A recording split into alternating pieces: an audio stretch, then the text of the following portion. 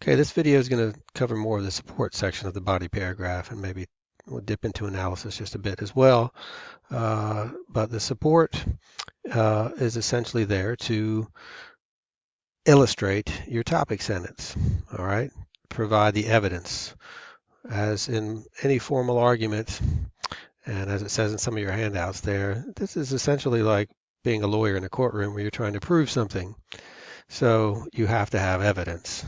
Your evidence is going to come from the text that we read, that I assign.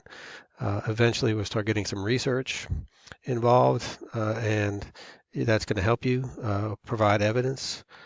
But for this assignment, you're just going to be pointing to the text that we've read up to this point, and you're going to be pulling out what you think is the most effective quote that helps us see and understand what you're trying to say in your topic sentence more clearly.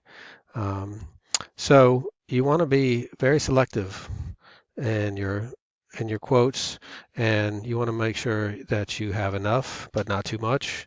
So it's a tricky little balance. There are some very good examples of this in some of the handouts. Again, I think this particular handout, just go back to the Hulk. Once you get down to the support section, you'll see some good guidelines on how to consider what to pick and why to pick it. Also, this particular handout, this is from the Art of Summary and Quotation that's underneath helpful handouts as well. And this gives you some very good reminders on the use of signal verbs, as it says here, as well as how to frame your quote. And that's an important aspect here. Once you start getting into, you want to make sure you read through this, frame every quotation. I do expect your quotes to be framed, as in there's going to be a lead in or a signal phrase in front of your quote, and then there's going to be some sort of parenthetical citation behind it. And there's various ways to do parenthetical citations, but for what we're doing, it should essentially look like this. Now, where does this come from? This comes from the MLA formatting guide, the comprehensive update, because this has been updated as of last year. So we need to make sure we're using the latest version. So if you click on this, then you will eventually get down here. This, as you can see, is the 30th page, and it focuses on in-text citations. And you can see many examples, many different scenarios here that they cover. But the common theme here is that there's just a page number at the end in parentheses. So you can do the same thing for your parenthetical citation. Just simply put the page number. You notice that there's not a P or a PG or page or anything else in that parentheses. It's just the naked number.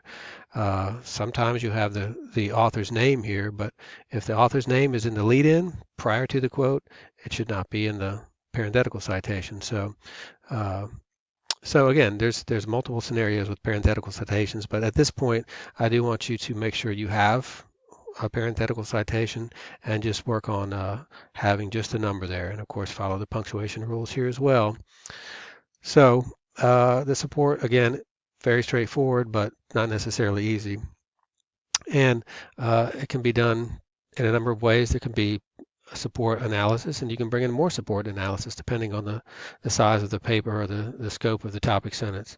So, but for this week's assignment, just try to find one specific quote that's going to really illustrate your topic sentence, and that your analysis will allow you to really unpack, because that's essentially what you're going to be doing in the analysis portion of your paragraph. Is you're going to be pointing to what is significant in the quote as it relates to what's going on in the topic sentence.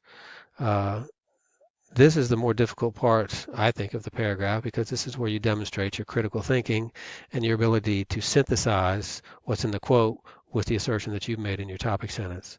So leave yourself some time to work on the analysis portion of your paragraph, because then again, this is where you kind of demonstrate that you know why you're doing what you're doing in this paragraph. So there are, to get back to the Hulk handout here, if you look at what's going on here in this particular section of this handout, does a nice job of breaking it down for you.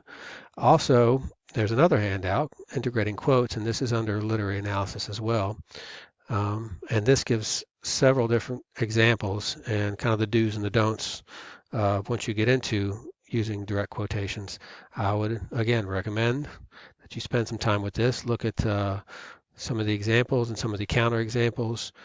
These are all meant to be helpful. I've sorted through a lot of handouts here and kind of landed on these as sort of the most direct, the most effective, quick ways of getting the information across.